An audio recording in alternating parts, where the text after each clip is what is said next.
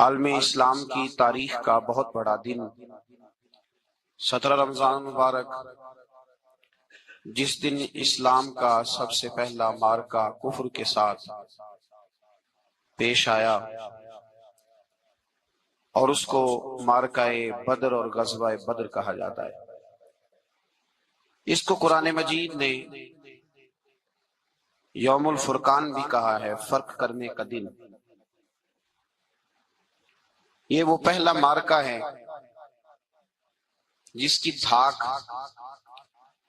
کفر کے سینے پہ ایسی بیٹھی ہے کہ آج تک عالم کفر بدر کی للکار سے کانپتا ہے۔ ڈاکٹر اقبال نے امت مسلمہ کو ایک مشورہ دیا ہے۔ اس نے کہا ہے کہ شرط یہ ہے کہ فضائے بدر پیدا کر، فضا پیدا کر بدر جیسی، فضائے بدر پیدا کر، فرشتے تیری نصرت کو اتر سکتے ہیں گردوں سے کتار اندر کتار اندر۔ اور اسی مضمون کو دوسرے رنگ میں اقبال کہنے لگے، تو آج بھی ہو اگر ابراہیم کا ایمان پیدا، آگ کر سکتی ہے انداز گلستان پیدا۔ عالم اسلام کو یوم الفرقان غزوہ بدر کی للکار یاد رکھنی چاہیے۔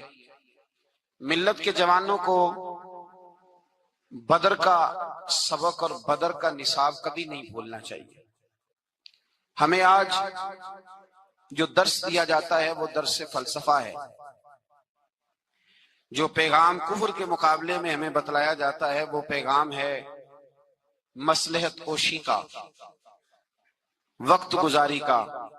ابھی دیکھو غزوہ بدر کا پس منظر مسلمانوں کو یہ سبق دیتا ہے کہ جب فضا پیدا ہو جائے تو اللہ مدد کر دیا کرتا ہے۔ جب فضا پیدا ہو جائے تو پھر اللہ مدد فرماتا ہے۔ جب فضا پیدا ہو، جب مدد کی فضا ہی پیدا نہ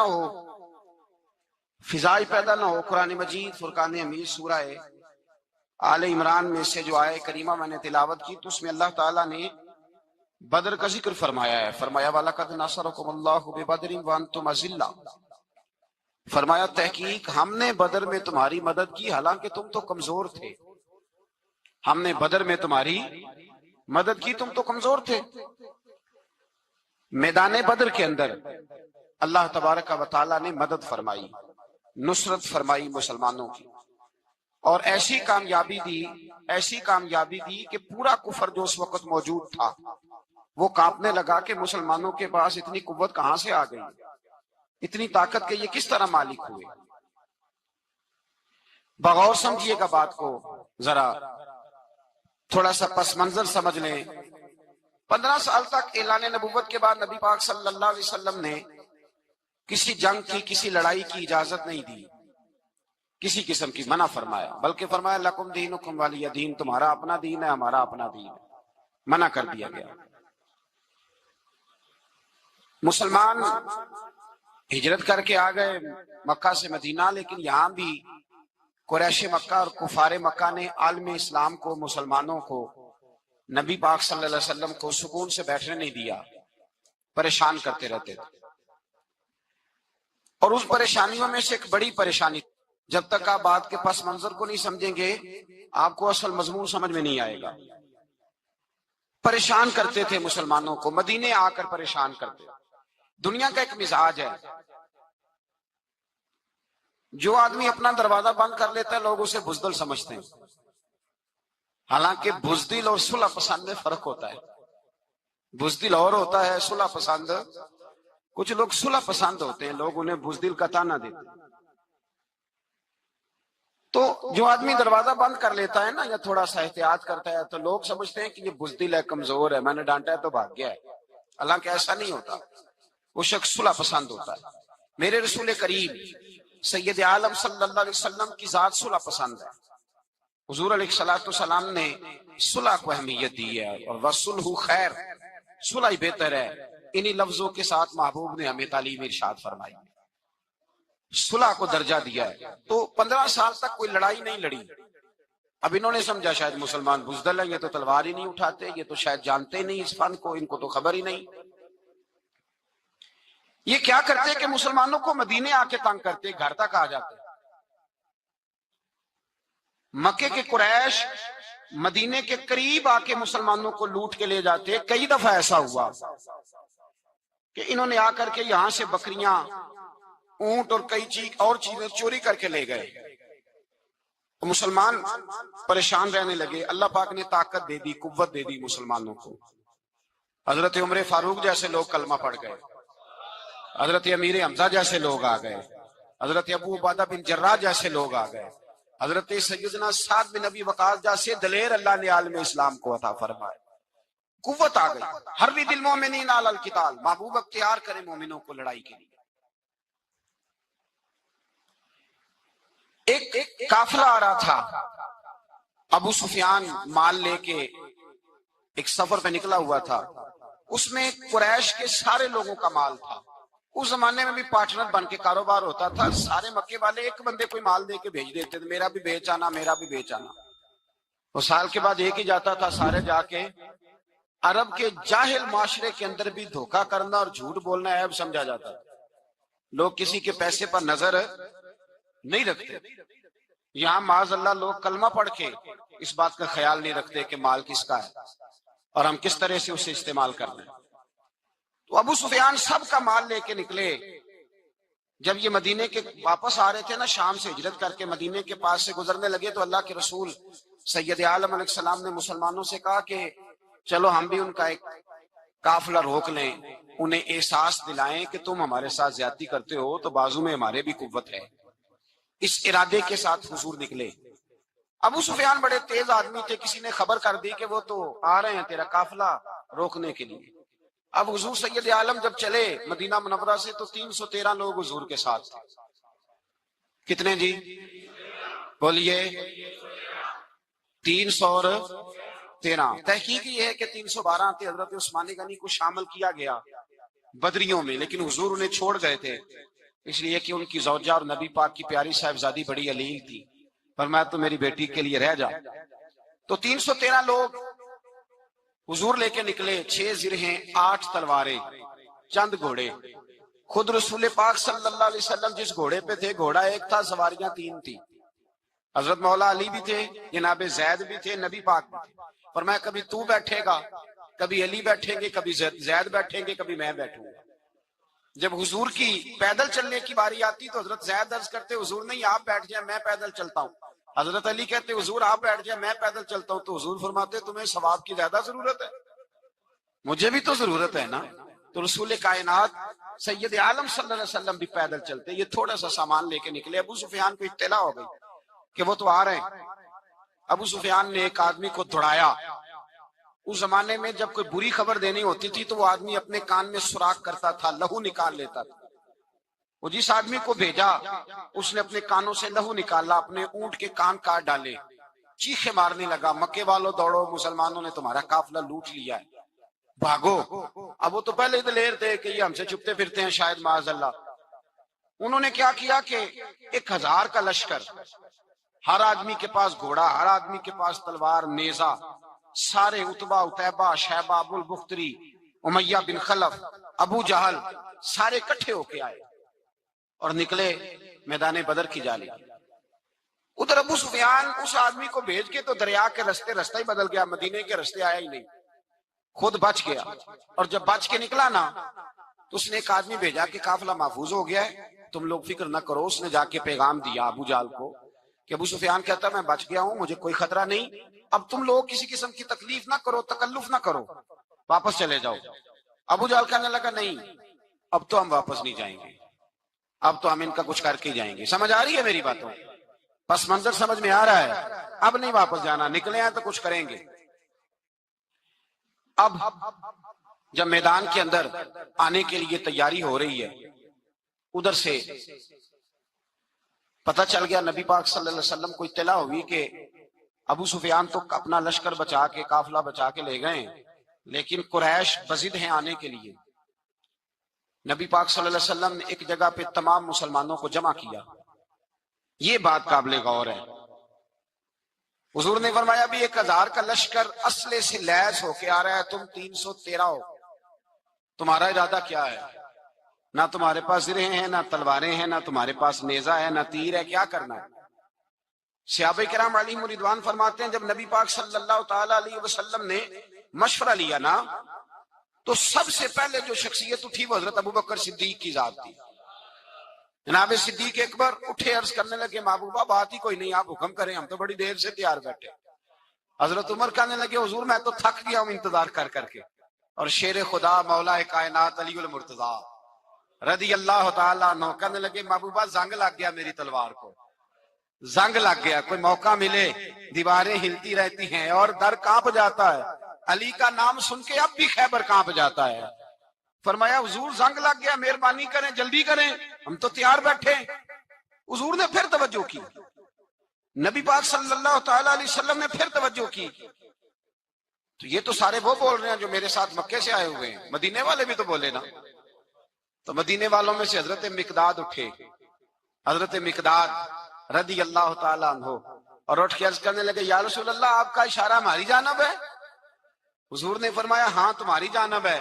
تو کیا خوبصورت جواب ہے، اور کیا انداز تکلم ہے، اور کیا گفتگو بے حسن ہے، اور کیا پس منظر ہے، اور کیا دلیل ہے، اور کیا تاریخ کا مطالعہ ہے۔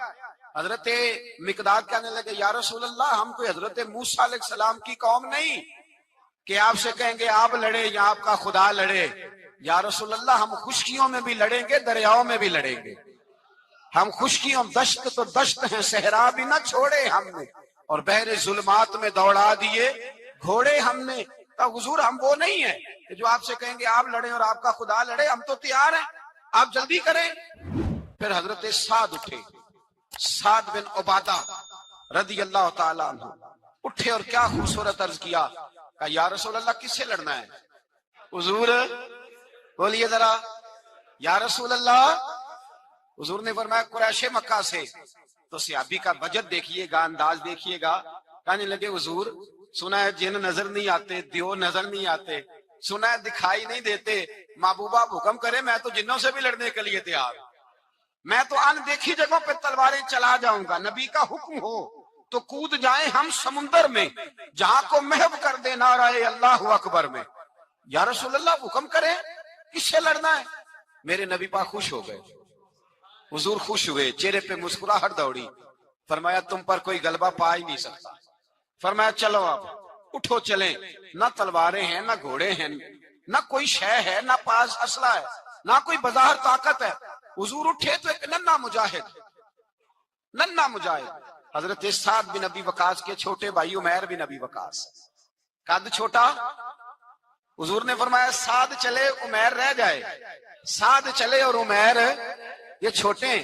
حضرت سعد کہتے ہیں میری عمر ابھی اس وقت تھوڑی تھی، میں 16-17 سال کا جوان تھا، تو بھائی اس سے بھی چھوٹے تھے، فرمایا تو رہ جا۔ اللہ اکبر۔ تو کہتے ہیں دیکھو عمر دیکھو، اور منانے کا انداز کیا ہے، جا رہے ہیں جہاد کے لیے، تو بچہ رو نہیں پڑتا گھر میں۔ حضرت عمیر رونے لگے، کہنے لگے نہیں نہیں میں نے بھی جانا ہے۔ رونا کہاں جانا ہے بھائی؟ کوئی کھیلنے جا رہے ہیں، کوئی کھیلنے جا رہے ہیں، سیر کو جا رہے ہیں، کوئی جو ہے وہ کسی تفریح کے لیے نکل رہے ہیں، نہیں میں نے بھی جانا ہے۔ حضور نے فرمایا بیٹے تلواروں کی چھاؤں میں جا رہے ہیں، وہاں گرجدار آوازیں ہوں گی، وہاں سینے کٹیں گے، گردنوں پہ ضرب لگے گی۔ حضرت عمیر بن ابی وقاص نے نا اپنی ایڑیاں اٹھا لی، پنجوں کے بل کھڑے ہو گئے، کہنے لگے سونیا میں گردن کٹانے کو تیار ہوں۔ تو حضور نے فرمایا تیرا بڑا بھائی چلا جو ہے۔ حضرت عمیر کہنے لگے حضور قد میں بڑا ہے، طاقت میں نہیں بڑا، قد میں بڑا ہے طاقت میں، کہا یہ قد میں بڑا ہے، جسامت میں بڑا ہے، طاقت میں نہیں بڑا۔ حضور نے فرمایا کیسے پتا چلے گا؟ کہا حضور کشتی کرا لیں، کشتی کرا لیں۔ چشم فلک نے عجیب نظارے دیکھے، محبوبہ کشتی کرا لیں۔ حضور نے فرمایا کرو کشتی، کرا لیتے ہیں، کرو کشتی۔ کشتی شروع ہوئی، سبحان اللہ کیسی عجیب اور منفرد کشتی ہے۔ حضرت سعد بن ابی وقاص رضی اللہ تعالیٰ عنہ کہتے ہیں میرا بھائی، پہلوان کشتی سے پہلے گلے ملتے ہیں نا، تو کہتے ہیں گلے ملنے آئے، تو حضرت عمیر میرے کان میں کہنے لگے تیرا تو نمبر لگ ہی گیا ہے، اور محبوب جسے قبول کر لے پھر اسے درگزر، اسے رد نہیں کرتے، تیرا تو لگ گیا ہے، تو یار چل تھوڑی دیر کے لیے گر جا بھائی، جو ہوا چل تھوڑی دیر کے لیے گر جا، میں بھی سلیکٹ ہو جاؤں گا، تیرا کیا بگڑے گا؟ قربان جائیں۔ امام زرقانی کہتے ہیں نبی پاک کی آنکھوں میں آنسو آ گئے، حضور نے بات سنی تو رو پڑے، فرمایا ہم پر بھی کوئی غلبہ پا سکتا ہے؟ جس قوم کے 14 سال کے بچے لڑنے کو تیار ہوں انہیں کوئی گرا سکتا ہے؟ تو فضائے بدر پیدا کر، فرشتے تیری نصرت کو اتر سکتے ہیں گردوں سے، کتار اندر کتار۔ اب بھی تھوڑی دیر کے لیے بھائی آپس میں لڑے، گتھم گتھا ہوئے، پھر بڑا گر گیا، چھوٹا پشت سینے پہ سوار ہو گیا۔ میرے رسول پاک نے فرمایا چلو بھائی تمہارا دونوں کا جانا ہی مقبول ہو گیا ہے۔ چلو یہ انداز تھا نہتے 313 بشر شوق شہادت میں۔ نہتے اس کو کہتے ہیں جس کے پاس اسلحہ نہ ہو۔ نہتے 313 بشر شوق شہادت میں نکل آئے تھے میدان میں محمد کی قیادت میں۔ نہ تیگ و تیر پہ تکیا، نہ خنجر پر نہ بھالے پر، بھروسہ ہے تو ایک سادی سی کالی کملی والے پر۔ بھروسہ ہے تو ایک سادی سی کالی، زیادہ مہنگی بھی نہیں، سادی سی کالی کملی والے پر۔ بھروسہ ہے تو ایک سادی سی کالی کملی والے پر۔ میرے مصطفیٰ کریم علیہ السلام کا لشکر میدان کی جانب، ادھر کفار جوش و خروش سے طے پایا رستے میں۔ ابو جہل نے کہا کہ روز ایک سردار اونٹ ذبح کرے گا، گانے گانے والی عورتیں گانے گائیں گی، بدر کی فضا دیکھ لیں، گانے والی گانے گائیں گی، روز ایک اونٹ ذبح ہوگا، شراب کے دور چلیں گے معاذ اللہ، اور مسلمانوں کے خلاف جوش پیدا کیا جائے گا۔ ادھر کھانے کے لیے شے کوئی نہیں، کوئی طاقت نہیں، تو یہاں کیا ہوگا؟ میرے حبیب نے فرمایا راتوں کو سجدے کریں گے، دن کو اٹھ کے اللہ اکبر کے نعرے لگائیں گے۔ یہاں عبادتیں ہیں، ریاضتیں۔ میرے رسول کریم سید عالم صلی اللہ تعالی علیہ وآلہ وسلم سے پہلے کفار پہنچ گئے، انہوں نے پہنچ کر بدر کے میدان میں قبضہ کیا، جہاں کنویں تھے سب پہ قبضہ کر لیا، جو زمین خشک تھی ریتلی تھی وہ چھوڑ دی، اور جو زمین ہموار تھی اس پہ قبضہ کر لیا۔ جب نبی پاک صلی اللہ علیہ وسلم تشریف لے کر کے گئے تو ریتلی زمین تپتی ہوئے صحرا، 17 رمضان کا دن، صحابہ نے روزے رکھے ہوئے صحابہ نے کیا کیا ہوا ہے؟ کیا کرنے گئے؟ پکی گل لے تو یہ بولے تھوڑے ہو نا، میں کہ شاید کچھ حق ہوئے۔ کیا کرنے گئے تھے؟ روزہ رکھ کے۔ اللہ خیر ہی کرے، ہمارے ہاں تو روز نیا بہانا آتا ہے، کہتے میں کام تے جانا، میرا تو نہیں نہ بنتا، روز نیا بہانا ہے، کہتے نہیں میں تو مزدور آدمی ہوں۔ کس طرح کی بات کرتے ہو؟ اللہ نے فرض کیا ہے تو اس کا مطلب ہے کہ گزارا ہو سکتا ہے، چل سکتا ہے، تبھی تو فرض کیا ہے۔ حضور نے فرمایا روزے کھول دو بھائی، پر کون کھولے؟ کوئی نہیں تیار۔ اب اللہ کے رسول نے خود گھوڑے کے اوپر بیٹھ کر کھجور کھائی دوپہر کے وقت، جب حضور نے کھولا تو تب سب نے کھولا۔ 17 رمضان نبی پاک صلی اللہ علیہ وسلم کے آنے سے پہلے انہوں نے کنووں پہ بھی قبضہ کر لیا، ہموار زمین، حضور آئے تو ریتلی زمین ملی، وہیں صحابہ نے ڈیرے لگائے۔ اب پانی کوئی نہیں، کوئی شے نہیں، تپتا ہوا صحرا، اوپر سے سورج گرمی برسا رہا ہے۔ حفیظ جلندری کہتے ہیں کہ زمین دعا مانگنے لگ گئی، زمین دعا مانگنے لگی، زمین کہنے لگی خدا بندہ مہربانی فرما، تیرے رسول آئے ہیں تو اب ذرا مجھے ٹھنڈا نہیں کر دیتا؟ حفیظ جلندری کا نظریہ ہے، وہ کہتے ہیں زمین دعا مانگنے لگی، زمین کہنے لگی مولا تیرے حبیب کے قدم جب میری اس خاک پہ آئے، الہی حکم دے سورج کو اب نہ آگ برسائے۔ زمین کہتی ہے تیرے حبیب کے قدم جب میری اس خاک پہ آئے، الہی حکم دے سورج کو اب نہ آگ برسائے۔ میرے دامن سے گر ان کو ہوائے گرم آئے گی تو مجھ کو رحمت للعالمین سے شرم آئے گی۔ میرے دامن سے گر ان کو ہوائے گرم آئے گی تو مجھ کو رحمت للعالمین سے، زمین کہنے لگی مجھے شرم آئے گی کہ محبوب آئے ہیں اور میں، یا اللہ مہربانی کر۔ حفیظ جلندری ویسے تو حضور کی دعا، صحابہ کی دعا، سب کی بات ہے، وہ کہتے ہیں زمین نے دعا مانگی، جب دعا مانگی تو اللہ نے بارش عطا کر دی۔ حضور نے فرمایا لو بھی حوض بنا لو، پانی بھر لو۔ صحابہ کہتے ہیں چھوٹے چھوٹے حوض بنا لیے، پانی ہم نے ان کے اندر جمع کر لیا، جانوروں کو پلایا، خود بھی ہم نے وہ پانی رکھا وضو کے لیے، غسل کے لیے۔ فرماتے ہیں اب ریتلی زمین تھی تو سمجھ لیں بارش پڑنے سے پکی ہو گئی، ان کی جانب کیچڑ ہو گیا، پانی ختم ہو گیا، کافروں کی طرف ختم ہو گیا۔ یہاں حالات اس طرح کے ہیں کہ یہاں پانی جمع ہے، وہاں ختم ہوا۔ اور تاریخ کا عجیب حوالہ دیکھیں، حضور کو شہید کرنے آئے، 2 کافر رات کو چپکے سے اس حوض سے پانی پی رہے تھے جو مسلمانوں کا حوض ہے۔ ایک صحابی کہنے لگے حضور کافر پانی پی رہے ہیں، ہمارے حوض سے ماروں؟ حضور نے فرمایا نہیں، کافر ہوئے تو کیا ہوا، مخلوق تو ہے نا اللہ کی، پینے دو پینے دو، ہمارے دروازہ رحمت سے کوئی خالی جا سکتا؟ ایسا کی تیری خیر تیرے میں کدے کی خیر، ایسی پلا کی جس کا نشہ عمر بھر رہے، اور پلا کے گرانا تو سب کو آتا ہے، مزہ تو تب ہے کہ گرتوں کو تھام لے ساکی۔ کہا نہیں، پینے دو ہی نہیں۔ میرے رسول کریم سید عالم صلی اللہ علیہ وسلم نے میدان بدر میں پڑاؤ کیا، کافر ساری رات دندناتے رہے، شور کرتے رہے۔ جاسوسی کا ایک معیار ہوتا تھا، اب تو فوجوں کی وردی ہوتی ہے، پہچانے جاتے ہیں فوجی کس ملک کے ہیں، کس علاقے کے ہیں، کس جگہ سے ان کا تعلق ہے۔ اس زمانے میں کوئی وردی نہیں ہوتی تھی، ہر قبیلے کا آدمی ہوتا تھا تو لوگ گھس جاتے تھے، جاسوسی آسان ہوتی۔ آئے رات کا وقت ہے تو کچھ جاسوس بھیجے ابو جہل نے، کہا پتہ کر کے آؤ بندے کتنے، اسلحہ کتنا ہے، جوان کتنے، بوڑھے کتنے، ان کا انداز کیا ہے، سارا معلومات کر کے آؤ۔ کفر کی جو معلومات ہیں اس پر ذرا غور کریں۔ اب وہ شخص آیا، جا کے ابو جہل سے کہنے لگا 313 ہیں، 6 سر ہیں اور 8 تلواریں، کوئی کھانے پینے کا سامان نہیں، اور کچھ بچے بھی ہیں کچھ بوڑھے بھی ہیں، عمیر بن ابی وقاص بھی ہیں، ابو عبیدہ بن جراح جیسے بوڑھے بھی ہیں، کچھ لمبا چوڑا انتظام کوئی نہیں۔ ابو جہل بڑا کھل کھلا کے ہنسا، جاسوس واپس آئے نا تو کھل کھلا کے ہنسا، کہنے لگا اس طرح کرو کہ جنگ کرنے کی ضرورت نہیں، انہیں نا صبح سب کو گھوڑوں کی پشتوں پہ باندھ کے نا تو لے چلتے ہیں مکے، وہاں جا کے دیکھیں گے ان کا کیا کرنا ہے، ان کو باندھ لو گھوڑوں کی اونٹوں کی پشتوں پر، تو وہاں جا کے دیکھیں گے۔ جب یہ بات کی تو جاسوس کہنے لگا ٹھہر جا، پوری بات تو سن لے، میری پوری سن تو لے، تبصرہ تو نے شروع کر دیا ہے۔ اس نے کہا چل سنا پوری۔ اس نے کہا ہے 313 پر سارے سر پہ کفن باندھ کے آئے ہوئے ہیں 313 پر بچے سے لے کر بوڑھے تک، میں جس کو پاس بھی گیا ہوں وہ مصلی پہ بیٹھا ہے اور شہادت کی دعا مانگ رہا ہے، مصلی پہ شہادت ہے، مطلوب مقصود مومن نہ مال غنیمت نہ کشور کشائی، ہیں تھوڑے پر آئے مرنے ہیں، جان دینے آئے ہیں، واپس جانے کا ارادہ کوئی نہیں کسی کا بھی، آئے سارے حضور کے نام پر قربان ہونے۔ ابو جہل ساری رات شراب پیتا رہا، مغویہ گانے گانے والی عورتیں ساری رات گانے گاتی رہی، اور ادھر انداز بڑا نرالا ہے۔ حضرت ابو بکر صدیق رضی اللہ تعالیٰ عنہ فرماتے ہیں کہ صحابہ نے مشورہ کیا کہ نبی پاک صلی اللہ تعالیٰ علیہ وسلم کی طرف سب سے پہلے توجہ کریں گے کافر، حضور کے لیے کسی محفوظ جگہ کا بندوبست کیا جائے، ایک چھپر، ایک ریش، ایک جھونپڑی پہاڑ کے اوپر بنا دی گئی حضور کے لیے۔ مولا علی شیر خدا خود فرماتے کہتے ہیں سب سے مشکل کام اس جھونپڑی کی حفاظت کرنا تھا، اس چھپر کی عریش کی جس میں حضور تھے۔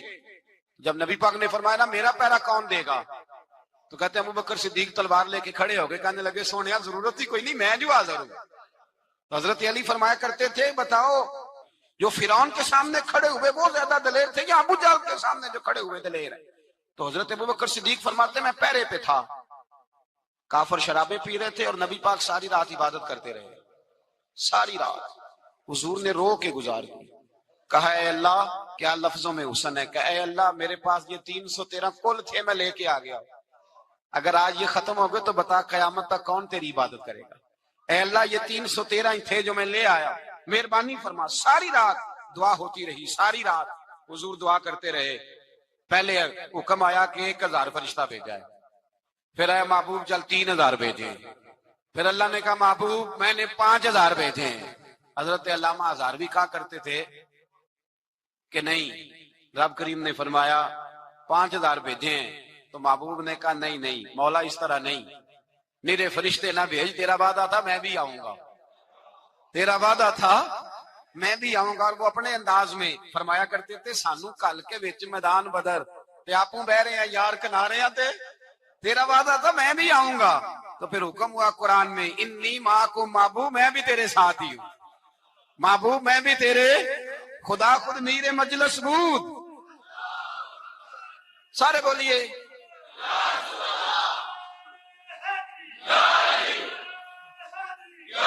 بھائی آج تو دن ہے نا نعرے لگانے کا، یوم البدر منا رہے ہیں، تو آج تو ٹھنڈا ٹھنڈا نعرہ نہ لگائیں، میں نے اپیل کی تھی کہ نعرہ تحقیق بھی لگایا کریں۔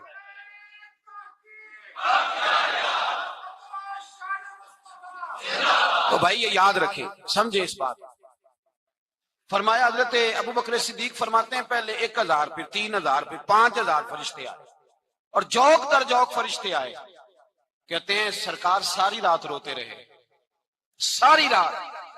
تیرے صرف اسلحے سے ہی اللہ کی مدد نہیں آئے گی, تو نے ایٹم بم بنا لیا اور توفیق عید کی نماز کی بھی نہیں, اس سے تھوڑی مدد آئے گی. میرے مصطفیٰ کریم سید عالم صلی اللہ علیہ وسلم نے فرمایا, امت کو درس دیا, اسلحہ بھی جمع کرنا, طاقت بھی اکٹھی کرنا, صفیں بھی بنانا, اپنے اندر اتحاد بھی پیدا کرنا, لیکن اگر تم نے کفر پر غلبہ حاصل کرنا ہے تو اس کے لیے خدائی مدد کی ضرورت ہوگی. اگر تم سے اللہ کی مدد روٹ گئی تو جتنے مرضی اسلحے جمع کرتے پھرو, جتنی مرضی طاقتیں اکٹھی کرتے پھرو, جس قدر مرضی تم ایٹم بم بناتے پھرو, جب خدائی مدد ہی تمہارے ساتھ نہیں تو کیسے نظام چلے. تو حضرت ابوبکر صدیق فرماتے ہیں ساری رات, حتیٰ کہ میں بے چین ہو گیا. حضور سجدے میں تھے تو میں حضور کے اوپر لیٹ گیا. میں نے کہا محبوب بس کریں, اٹھ کے دیکھے تو صحیح میرے اللہ نے کتنی مدد نازل فرما دی ہے. صبح رسول پاک تشریف لائے. صحیح مسلم, ابو داؤد, کتابوں کے نام یاد رہیں گے. حضرت انس بن مالک حدیث کے راوی ہیں, کہتے ہیں حضور اٹھے اور ایک دن پہلے چھڑی لے کے میدان میں آئے. ایک دن پہلے اٹھے, دیکھو میرے محبوب کے علم کی شان. میرے اعلیٰ حضرت فرماتے ہیں اور کوئی غیب تم سے نہا ہو بھلا جب خدا ہی نہ چھپا رہا, اور کوئی غیب تم سے نہا ہو بھلا جب خدا ہی نہ چھپا رہا. تم پر کروڑوں درود. اور ہمارے ایک شیخ تھے علامہ تحسین رضا صاحب رحمۃ اللہ علیہ, ان کا بڑا خوبصورت شعر ہے. وہ فرمایا کرتے تھے علم غیب رسول کے منکر اس حقیقت کو بھول جاتے ہیں, غیب مانا کہ راز ہے لیکن راز اپنوں سے کب چھپاتے ہیں. راز مانا, غیب مانا کہ راز ہے لیکن راز اپنوں سے کب چھپاتے ہیں. ایک دن پہلے حضور میدان میں آئے, صحیح مسلم کی حدیث ہے, اور محبوب پاک صلی اللہ علیہ وسلم کی دست مبارک میں چھڑی ہے. حضرت انس کہتے ہیں حضور میدان میں آئے اور حضور نے لکیر کھینچی. فرمایا کل یہاں ابو جال مرے گا. کب مرے گا؟ یہاں مرے گا. فرمایا یہاں عتبہ مرے گا, یہاں عتبہ مرے گا, یہاں ولید مرے گا. حضرت انس فرماتے ہیں میری لکیروں پہ نظر تھی, لوگ جنگ لڑتے رہے, میں لکیریں دیکھتا رہا. اللہ کی عزت کی قسم, جہاں حضور نے چھڑی رکھی تھی جو مرا وہیں آ کے مرا ہے, جو مرا ہے وہیں آ کے. جو دن کو کہہ دیا دن ہے تو دن نکل آیا, جو شب کو کہہ دیا شب ہے تو رات ہو کے رہی. خدا نے ان کی زبان کو وہ اختیار دیا, جو نکلی منہ سے ان کے وہ بات ہو کے رہی. فرمایا جہاں حضور نے چھڑی رکھی تھی جو مرا ہے وہیں آ کے مرا ہے میرے رسول کریم سید عالم صلی اللہ تعالی علیہ وسلم نے. اگلے دن صبح اٹھ کے صف بندی بنوائی. حضور نے اپنے ہاتھ کے اندر چھڑی لے لی, فرمایا چلو ابھی صفیں سیدھی کرو. کیا کرو؟ کرانی چاہیے نا صفیں سیدھی, ہمیں کر بھی لینی چاہیے نا. حضور نے فرمایا تم صفیں سیدھی کرو, اللہ تمہارے دل سیدھے کر دے گا. تو یہاں سیدھے کرانے والے ہوتے ہیں, کرنے والا. اور میرے نبی پاک صلی اللہ علیہ وسلم نے فرمایا جب تم نماز کے لیے صفیں سیدھی کرتے ہو تو رب تو تمہیں دیکھ کے مسکراتا ہے, جو اس کی شان کے لائق ہے. حضور صفیں سیدھی کرا رہے تھے. حضرت سواد انصاری ایک صحابی تھے, تو پیٹ ان کا بڑا تھا. حضور نے چھڑی رکھی, فرمایا پیچھے ہٹ تھوڑا سا, بڑا پیٹ تھا. چھڑی لگائی نہ تو کہنے لگے حضور کیوں ماری ہے چھڑی آپ نے مجھے. نبی پاک صلی اللہ علیہ وسلم نے فرمایا چل ناراض نہ ہو, بدلہ لے لے. کہنے لگے لائیں دے بدلہ. حضور نے چھڑی پکڑائی تو کہنے لگے کپڑا ہٹائیں. حضور نے کپڑا ہٹایا تو جس میں اقدس چومنے لگے. کہنے لگے محبوبہ پتہ نہیں تھوڑی دیر کے بعد کیا بننا ہے. میں نے کہا جاتے جاتے بوسے لے لوں حضور, بوسے لے لوں جاتے جاتے مصطفیٰ کریم. اور یہ واقعات کئی صحابہ کے, حضرت عکاشہ بن محسن کا بھی ہے اور بھی کئی لوگوں کا. میرے رسول پاک علیہ السلام میدان بدر میں, بدر کی فضا عرض کر رہا ہوں. 2 صحابی تھے, ایک کا نام حضرت حذیفہ بن یمان اور ایک کا نام حضرت حسیل. یہ 2 صحابی ہیں رسول پاک صلی اللہ علیہ وسلم.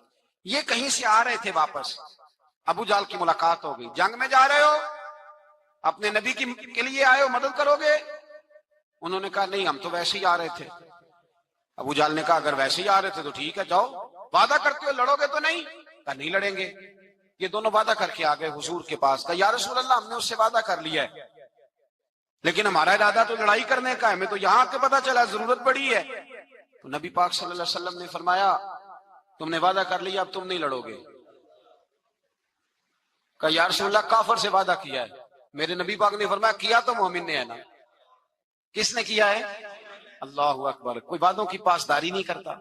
میدان بدر میں جہاں ایک ایک فرد کی ضرورت, ایک ایک فرد کی, وہاں رسول پاک نے فرمایا مومن نے وعدہ کیا ہے لہذا ہم دو مجاہد کاٹتے، فرمایا تم بیٹھ جاؤ، تم نہیں لڑو گے۔ اب دونوں لشکر آمنے سامنے ہوئے، آمنے سامنے۔ سب سے پہلے آنے والوں میں سے ادھر سے ولید آیا، عتبہ آیا، اس کا بھائی شیبہ آیا، یہ تین آئے۔ کہنے لگے حضور ہمارے مقابلے میں بھیجے۔ نبی پاک نے انصار میں سے بھیجا، کہنے لگے یہ نہیں ہمیں چاہیے، ہمارے مقابلے میں قریشی اور ہاشمی بھیجو۔ برادری کا بڑا شوق تھا نا قریشی۔ حضور نے فرمایا چلو تمہارا جلدی مرنے کا ارادہ ہے تو بھیج دیتے، ٹھیک ہے تمہارے پائے کے بھیج دیتے ہیں۔ حضور نے فرمایا چلو امیر حمزہ اٹھو۔ حضرت امیر حمزہ اسد اللہ و رسولہ اٹھ کے کھڑے ہو گئے، فرمایا چلو علی آپ بھی اٹھو۔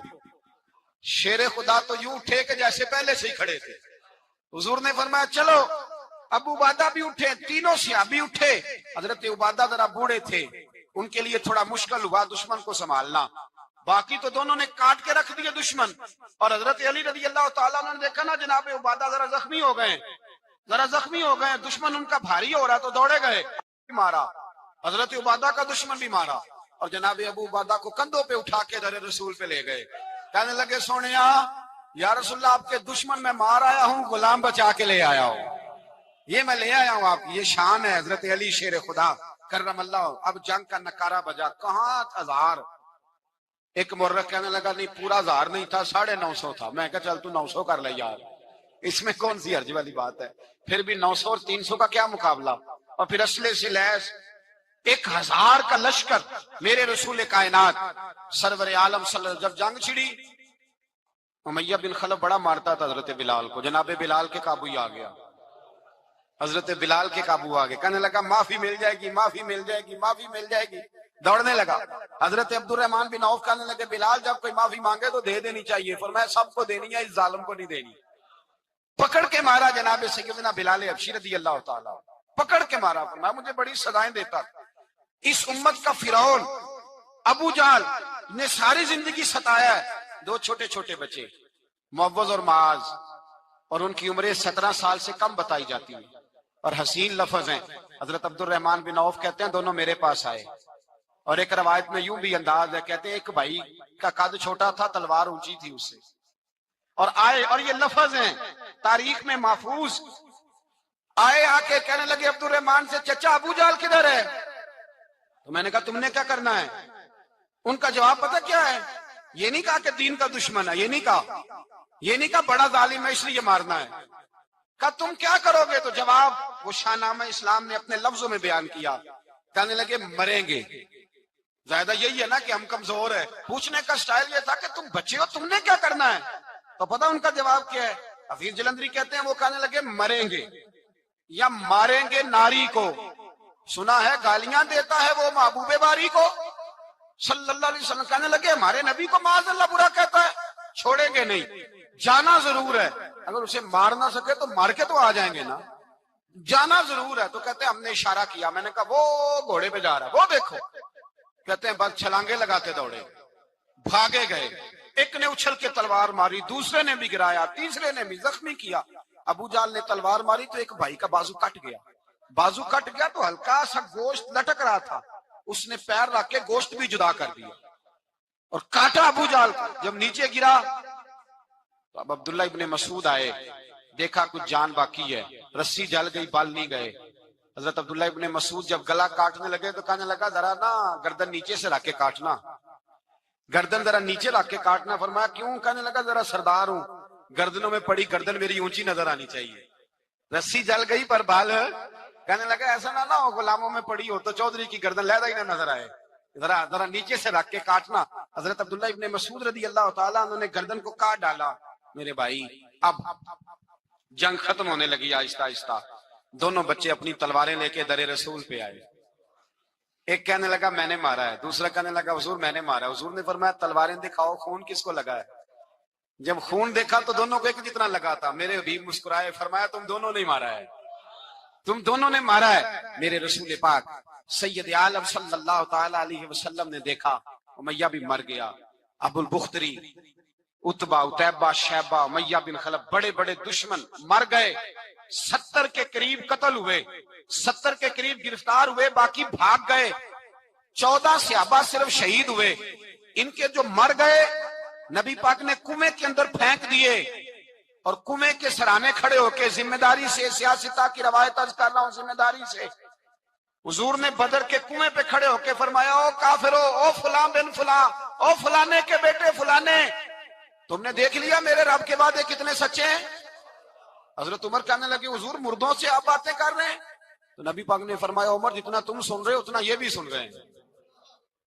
اگر کافر سن سکتے ہیں تو داتا علی اجمیری نہیں سن سکتے؟ اگر کافر سن سکتے ہیں تو معین الدین اجمیری نہیں سن سکتے؟ کہاں بیٹھ کے تو عقیدہ پڑھتا رہا ہے؟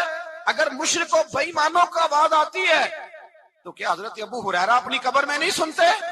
غوث اعظم جیلانی نہیں سنتے؟ میرے اعلیٰ حضرت کا عقیدہ ہے، وہ فرماتے ہیں واللہ وہ سن لیں گے اور فریاد کو پہنچیں گے ہم۔ اتنا تو ہو کوئی فریاد کرے دل سے، اتنا تو ہو کوئی فریاد کرے دل سے۔ اور اگر کافر اور بے ایمان کنویں میں گرا سن سکتا ہے تو کیا آمنہ کا لال اپنے مزار میں نہیں سن سکتے؟ کہاں سے لوگ عقیدہ لے آتے ہیں؟ میرے نبی پاک نے فرمایا سنتے ہیں۔ سلام دیتے ہو جب قبرستان جاتے ہو؟ کیا کہتے ہو؟ سلام کس کو کہا جاتا ہے؟ اس کو کہا جاتا ہے جو وعلیکم السلام کہے، اس کو کہا جاتا ہے جو وعلیکم السلام کہے۔ اور بھائی سنو، میرے رسول پاک سید عالم صلی اللہ تعالی علیہ وآلہ وسلم نے کہا، دیکھا تم نے میرے رب کا وعدہ کتنا سچا ہے؟ یہ کہہ کے میرے رسول پاک آئے، ایک آدمی کو پہلے بھیجا، فرمایا جاؤ جا کے خوشخبری دے دو، اللہ نے فتح دے دی ہے، خوشخبری دو۔ پھر حضور آئے، ان گرفتار ہونے والوں میں حضور کے اپنے داماد ابو العاص بھی ہیں، حضور کے چچا جناب عباس بھی ہیں، وہ بھی ہیں، اور بھی کئی لوگ ہیں گرفتار ہونے والے آئے۔ حضرت انس کہتے ہیں آدھی رات کا وقت تھا، جب ان کو لایا گیا نا گرفتار کرنے والوں کو مدینے، تو صحابہ کو غصہ ہی بڑا تھا، کس کس کے رسیاں باندھ دی۔ حضرت بلال کی ڈیوٹی تو زور زور سے باندھتے تھے، زور زور سے، ذرا تگڑی کر کے، بڑا ستایا تم لوگوں نے، زور زور سے۔ کہتے ہیں آدھی رات کا وقت ہوا، میں مسجد میں آیا تو حضور کو بے چینی سے ٹہلتے دیکھا مسجد میں۔ تو میں نے کہا حضور کیا ہوا؟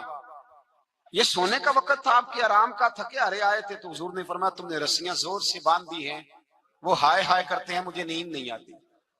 نیند حضور وہ دشمن ہے، وہ آپ کا دشمن ہے۔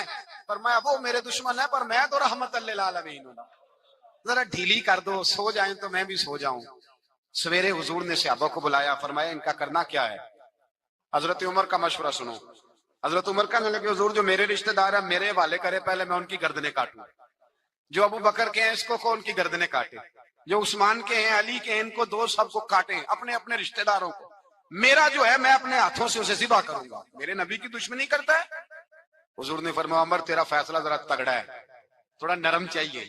حضرت ابو بکر صدیق کو بلایا، فرمایا تیرا کیا ارادہ ہے؟ حضرت ابو بکر کہنے لگے حضور کچھ فدیہ لے لیں، ان پہ رحم کریں، مجھے لگتا ہے بہت سارے کلمے پڑ جائیں گے، کچھ مہربانی کریں، ان پہ شفقت کریں۔ حضور نے فدیہ تعین کر دیا، فرمایا اتنے اتنے پیسے دو، جاتے جاؤ۔ کچھ نے کہا ہم غریب ہیں، فرمایا تم مسلمانوں کے 10 بچوں کو حساب کتاب سکھا دو، تمہیں چھٹی۔ کچھ نے کہا جی ہمیں یہ بھی نہیں آتا، فرمایا تم ویسے ہی آزاد ہو جاؤ۔ بہت ساروں پہ مہربانی کی۔ حضرت عباس کھڑے ہوئے حضور کے سامنے، چچا، تو نبی پاک نے فرمایا چاچا وہ لاؤ فدیہ۔ کہنے لگے بھتیجے میرے پاس تو کچھ بھی نہیں، کوئی شے نہیں۔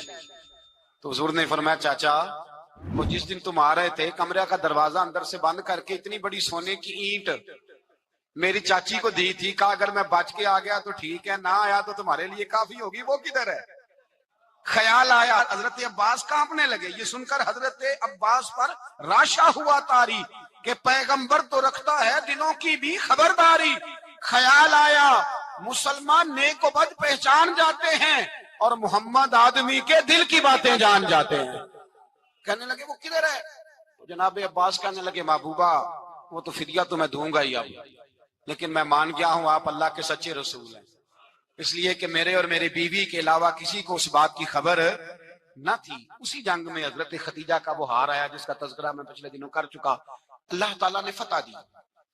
کسی جگہ بھی کوئی تکبر کا لفظ میرے نبی پاک نے بیان نہیں فرمایا، کسی جگہ حضور نے یہ نہیں کہا کہ ہم بڑی دانائی سے لڑے، ہم بڑے دلیر تھے، ہماری صف بندی بڑی سیانی تھی۔ یہی فرمایا وَلَقَدْ نَصَرَكُمُ اللَّهُ بِبَدْرٍ، اللہ نے ہماری مدد کی، اللہ نے ہماری۔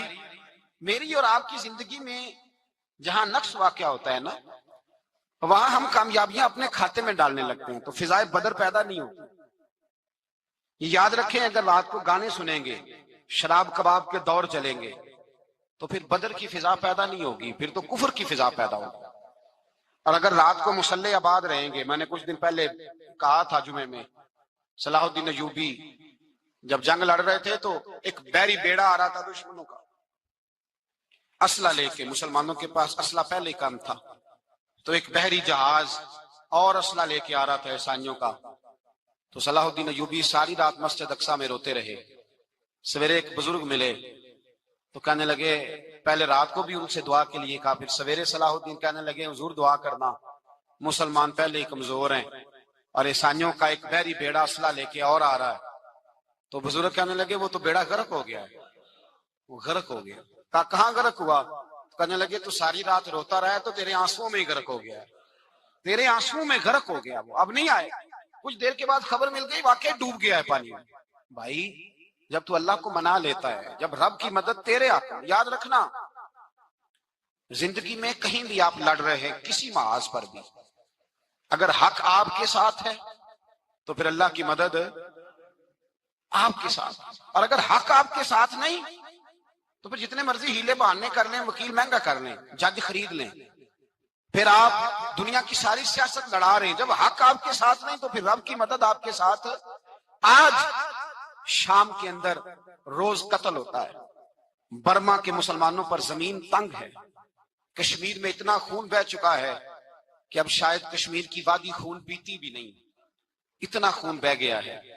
فلسطین قبلہ اول مسلمانوں کا مسجد اقصی یہودی کے قبضے میں ہے، مسلمان اپنی اپنی اپنی اپنی، اور ظلم کی بات یہ ہے، ظلم کی بات کہ ہم توحید کا اعلان کرنے والے، توحید کے ٹھیکیدار بننے والے، سلوٹ کرنے پہ آتے ہیں تو عیسائیوں کو بلا کے کرتے ہیں، یہودیوں کو بلا کے کرتے ہیں۔ میرے بھائی مسلمان کے پاس اسلحہ بھی ہے، پیسہ بھی ہے، دولت بھی ہے، ہر قسم کا ذخیرہ ہے، ضرورت یہ ہے کہ اسے خدا کی مدد نصیب ہو جائے۔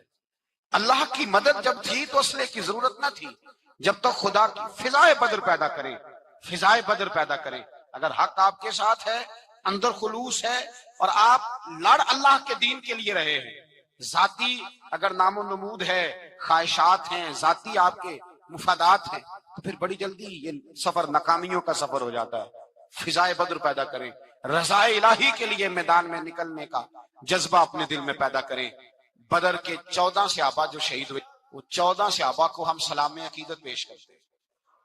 ان 14 کے لوگوں کو شاید نام بھی نہ آتے ہوں، لیکن اسلامی تاریخ میں انہوں نے ایسا حسن بھرا ہے، ایسا حسن بھرا ہے کہ کافر آج بھی بدر کے نام سے کامتا ہے۔ نام نہ بنائیں دین کے معاملے میں، کام کریں، جو کام کرتا ہے اللہ اس کا نام بنا دیتا ہے۔ کام کریں، اور کبھی بھی دین کی نصرت کے لیے جب نکلیں اپنے آپ کو آگے نہ کریں، دین کو آگے رکھیں۔ بدر والوں نے دین آگے رکھا تھا، اللہ نے انہیں کامیابی دی۔ جب سے نام آگے رکھنے، آج پوری امت مسلمہ میں صرف صدارت کا چکر ہے، کون ملک آگے لگے گا، کون آگے بڑھے گا۔ فضائے بدر پیدا ہو جائے گی تو دین آگے رہ جائے گا، شخصیات پیچھے ہو جائیں گی۔ اور یاد رکھیں نظریات بچیں تو شخصیات بھی باچی جاتی ہیں، نظریہ بچانا بڑا ضروری ہے۔ پہلے خود پرہیزگار بنے، اس لیے کہ باقیوں کے ہاں ہو سکتا ہے ہماری تقریریں اثر کریں، لیکن بچوں کے ہاں ہمارا کردار جذب ہوتا ہے تو ہمارے عمل سے فیض پاتے ہیں۔ تو پہلی بات تو یہ کہ ان سے رویہ اس طرح کا رکھا جائے کہ وہ ہمارے کردار سے سبق، اور دوسری بات یہ کہ اپنی اولاد سے پیار کیا جائے۔ ہمارے ہاں جناب بے پناہ ڈانٹ ڈپٹ ہوتی ہے بعض جگہوں پہ بچوں کو، خاص شفقت بچوں کے ساتھ آپ کا رویہ میٹھا ہو، ڈانٹنا کبھی کبھار ہے اور پیار ہر روز ہے۔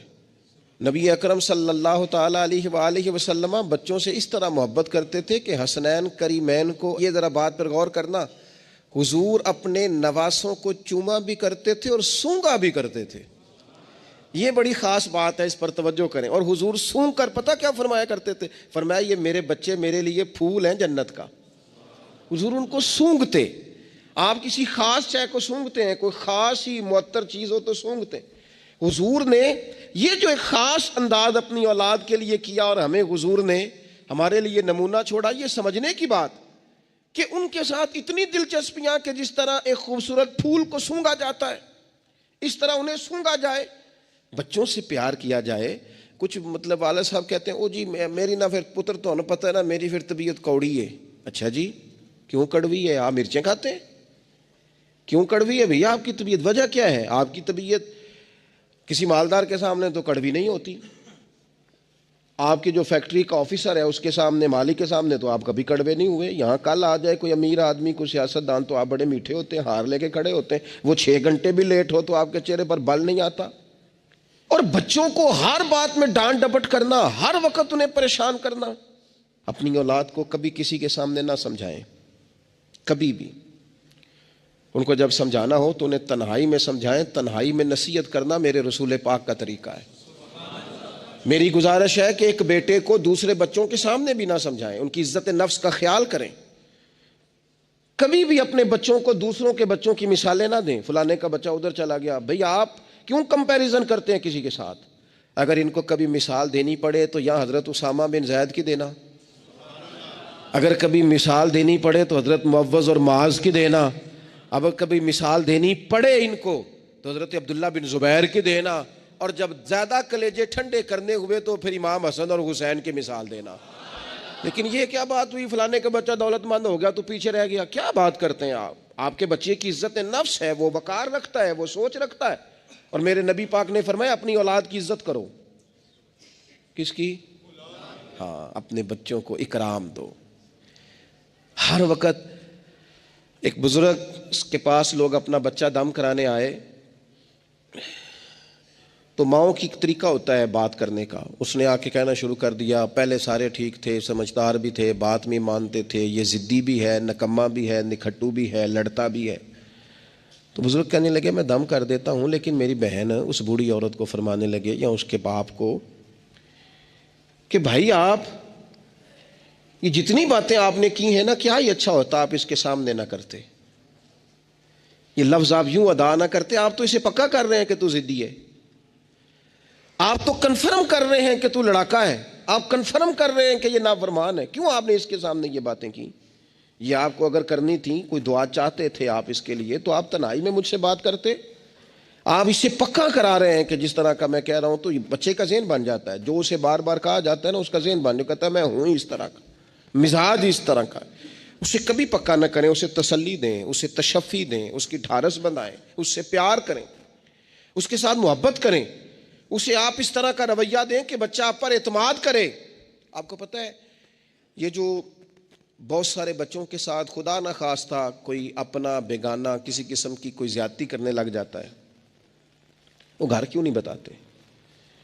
وہ کسی جبر کا شکار ہوں یا کسی بلیک میلنگ کا شکار ہوں، وہ اپنے گھر میں کیوں ڈسکس نہیں کرتے؟ گھر والوں نے پریشر اتنا زیادہ ڈالا ہوا ہے۔ ان رویوں سے باہر آئیں آپ، اور زندگی کو اس خوبصورتی کے مطابق آپ کا بچہ آپ پر اعتماد کرے، وہ آپ سے کہہ سکے، وہ آپ کو اپنا دکھ بتا سکے، اس کو پتا ہو کہ ہر معاملے میں میری غلطی نہیں نکالی جائے گی، اسے پتا ہو کہ میں جب کوئی بات کروں گا تو میری سنی جائے گی، گھر کے اندر میری رائے کو اہمیت دی جائے گی۔